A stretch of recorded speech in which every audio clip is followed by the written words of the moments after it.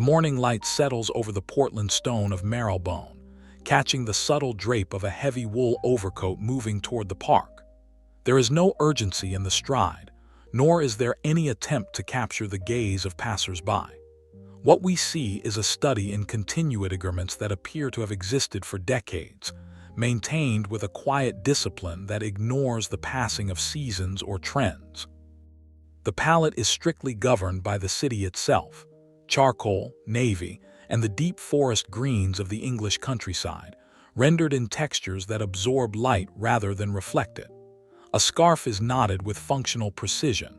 A pair of well-kept Oxfords meets the pavement with a weight that suggests permanence. This is the visual language of the London street when the noise of the modern cycle is stripped away. It is a composure rooted in the understanding that true elegance requires no introduction and seeks no validation.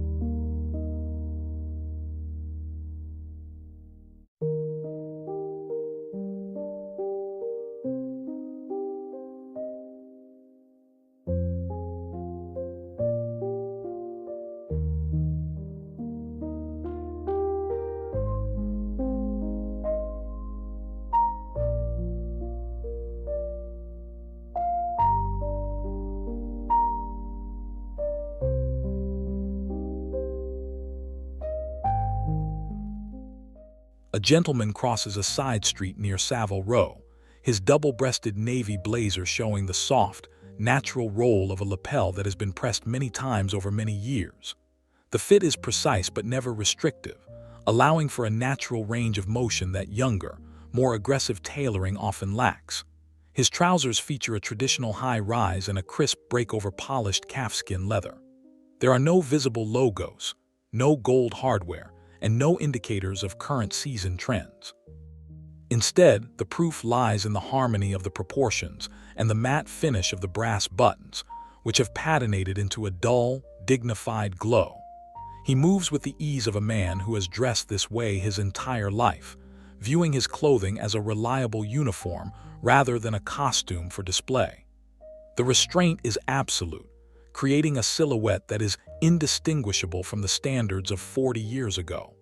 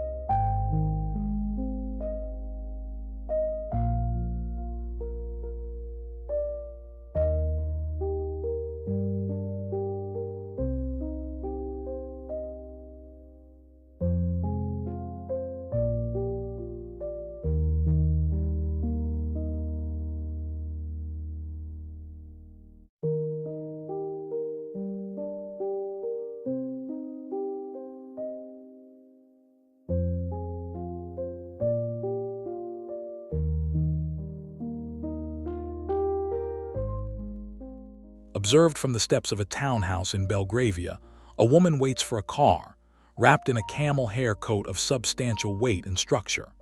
The fabric possesses a dense, brushed nap that speaks to its insulating properties and longevity. Her posture is relaxed, her hands tucked into deep welt pockets, avoiding any stiff or staged positioning. The coat's length is traditional, hitting just below the knee to maintain a balanced line against her straight-leg wool trousers. Underneath, a cream silk blouse provides a subtle tonal shift, visible only at the collar. Every element is chosen for its functional merit and its ability to withstand the damp London air. The lack of ornamentation shifts the focus entirely to the quality of the raw materials and the integrity of the construction. It is a masterclass in the power of the understated, where the absence of detail becomes the most significant detail of all.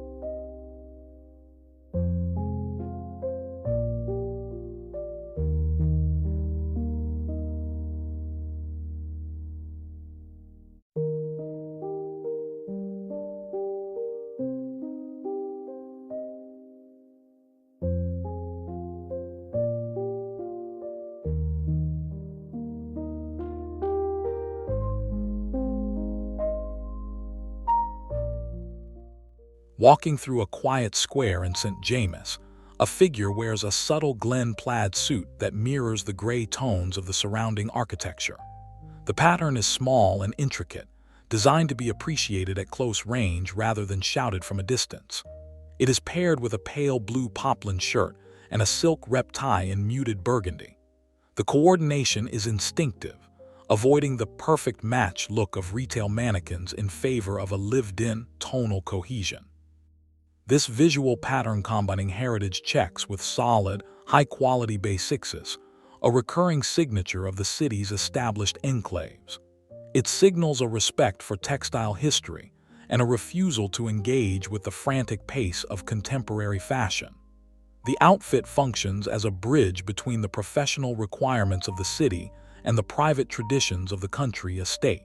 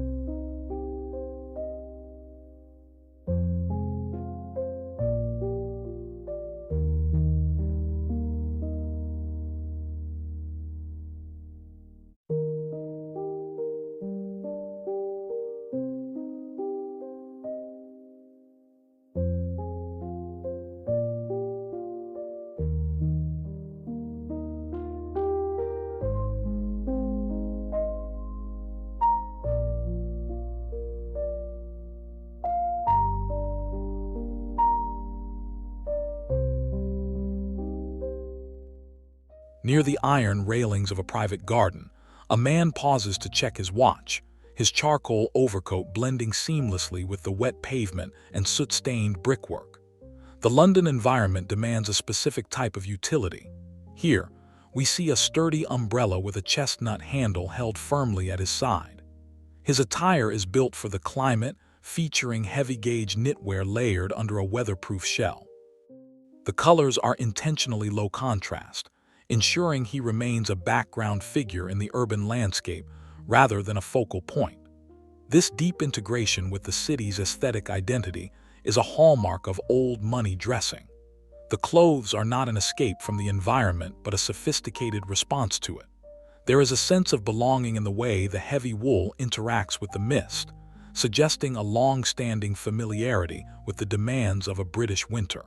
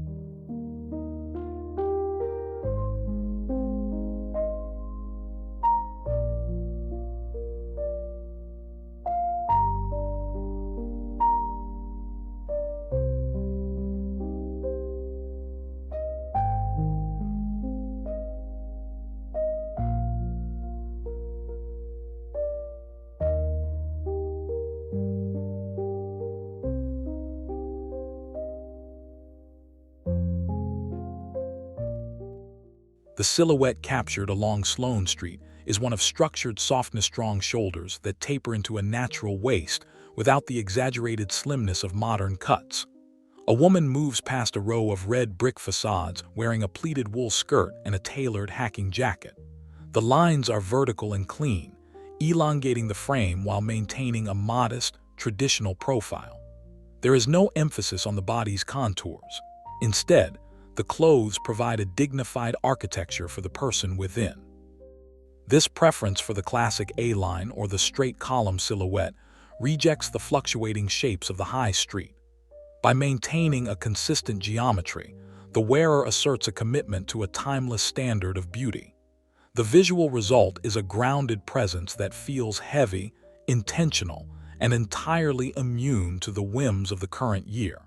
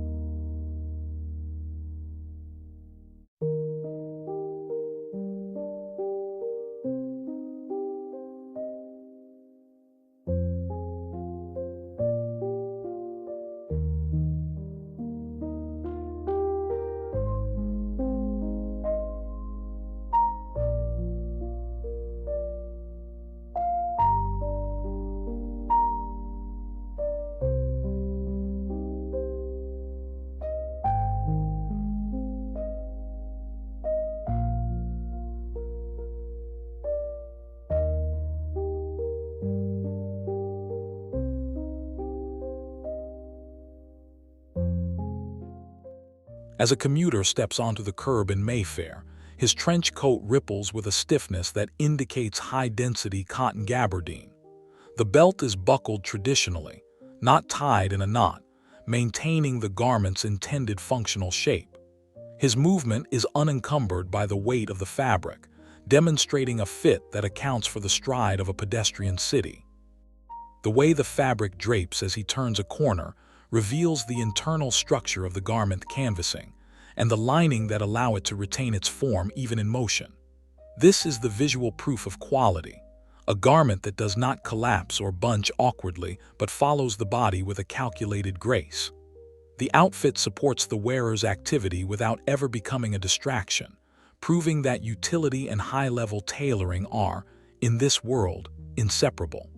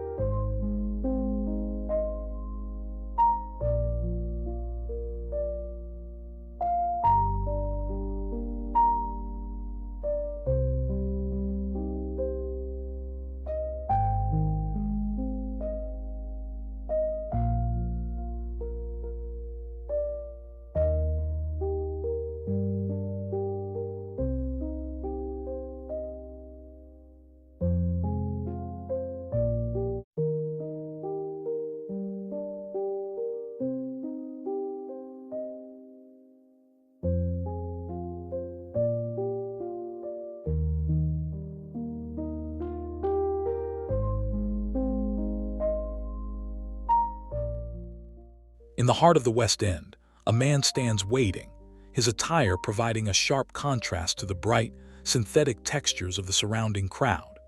He wears a Loden green coat with leather-bound buttons and corduroy trousers in a deep chocolate brown. While the world around him moves in nylon and logos, he remains anchored in natural fibrous wool, cotton, and silk. The texture of his clothing is matte and tactile, inviting the eye to rest on the quality of the weave rather than a brand name. This visual distinction is not about superiority, but about a different set of priorities: durability over novelty and heritage over hype. He exists in a separate temporal lane, where a garment's value is measured by the decades it will last, not the months it will stay in style.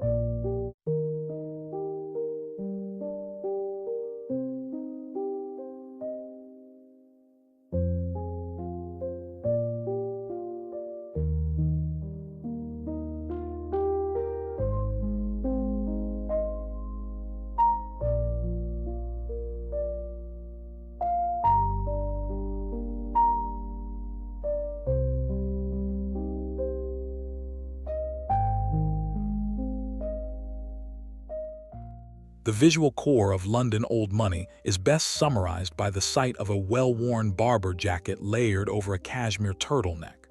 The jacket shows the characteristic sheen of recent rewaxing, while the sweater underneath displays the softness of high-ply yarn.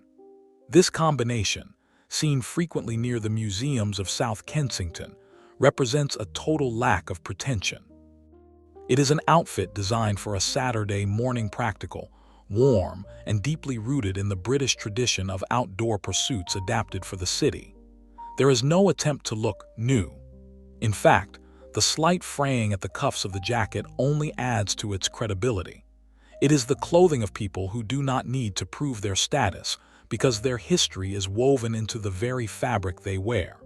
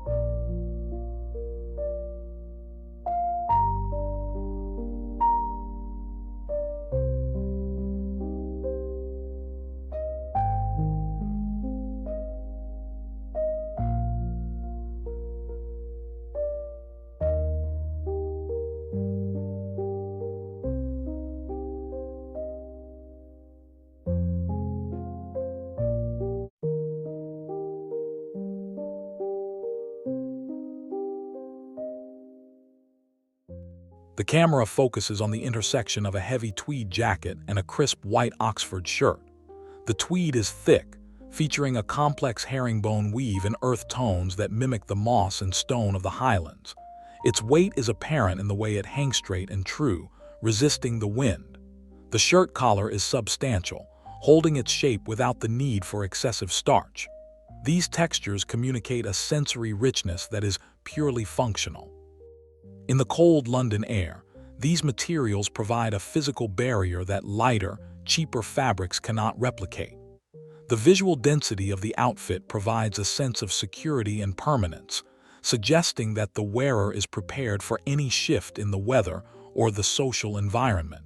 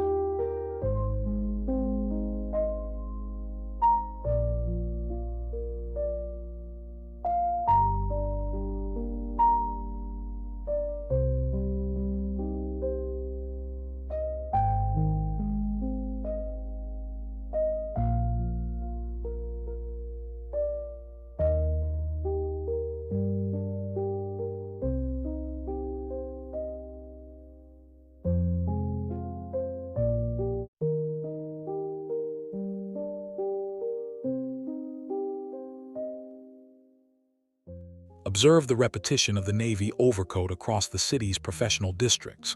It is the most common denominator of the elite dress code, yet no two are exactly alike. One features a velvet collar, another a fly front that hides the buttons, and a third a robust martingale strap across the back. Despite these variations, the effect is a unified front of sober, reliable tailoring. This frequency is not a lack of imagination but a deliberate choice of a proven standard. By adhering to a narrow range of colors and styles, the community creates a visual cohesion that reinforces their shared values of stability and tradition. The navy coat is the ultimate anchor, a garment that works as effectively in 2026 as it did in 1926.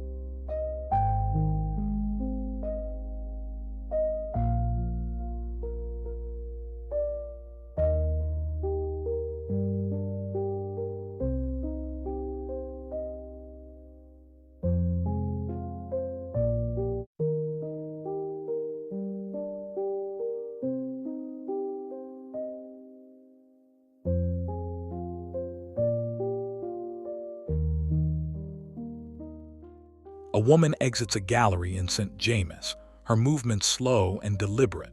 She wears a tailored gray flannel suit with a single-breasted closure and silk-lined interiors. Every element of her appearance is polished, from the modest pearls at her neck to the low-heeled leather pumps that make no sound on the gallery floor. Her composure is reflected in the lack of wrinkles in her suit. The high-waist wool recovers instantly from sitting. There is a total absence of anxiety in her presentation. She is not checking her reflection or adjusting her sleeves. The clothing has been so perfectly integrated into her persona that it has become a second skin. This is the peak of the old money aesthetic, the point where the garment and the wearer are so aligned that the fashion becomes invisible, leaving only the impression of a composed individual.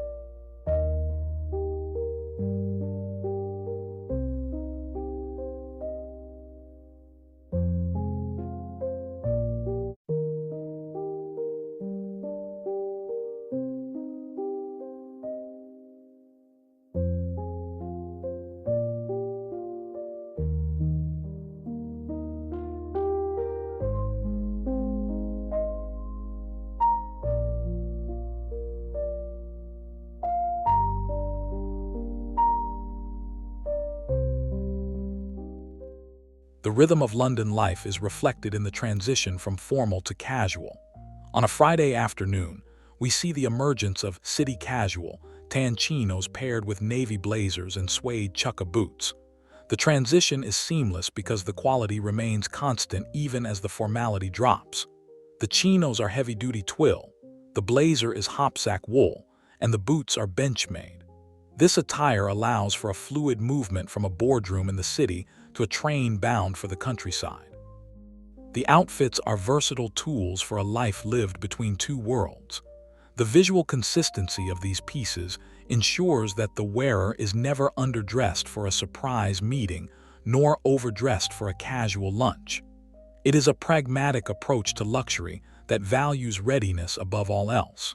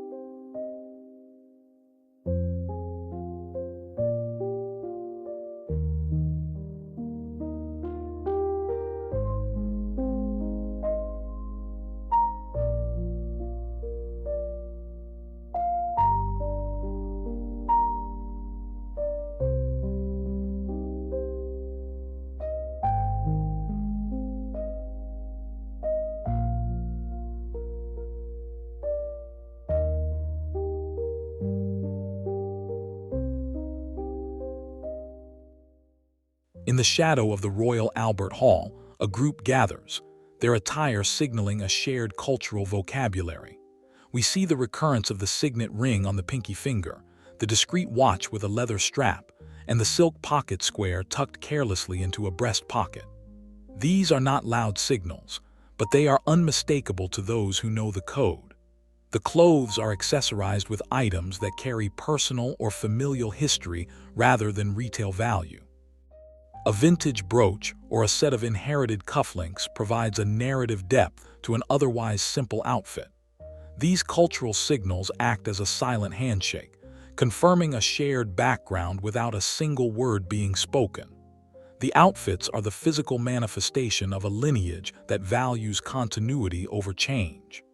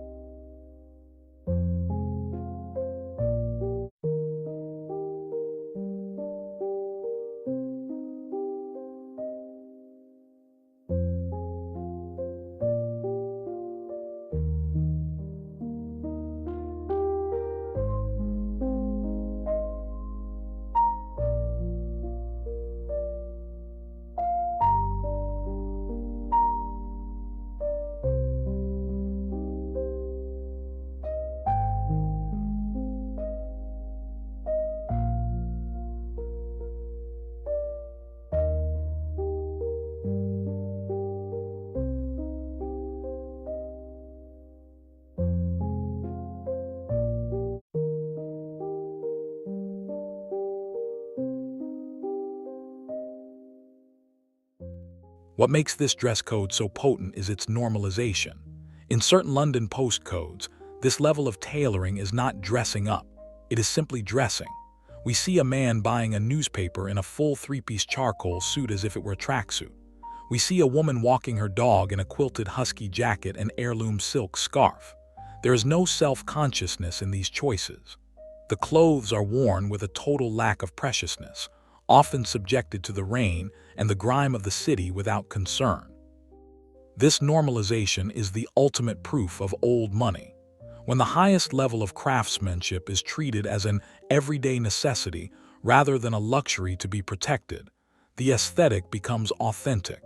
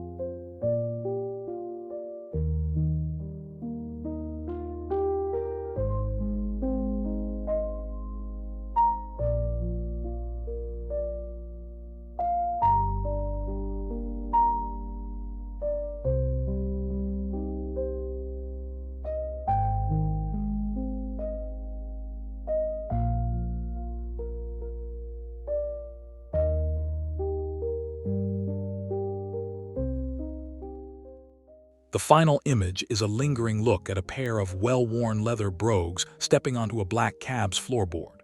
The leather is creased at the flex points and dark with years of polishing, yet the soles remain thick and the stitching intact. This image encapsulates the entire philosophy, an investment in quality that matures over time. The outfit, a mix of heavy wool, muted colors, and heritage patterns, fades into the background as the cab pulls away into the London mist. What remains is the memory of a silhouette that refused to shout, a style that prioritized the internal over the external. In a world of constant visual noise, this quiet adherence to tradition is the most resilient statement one can make.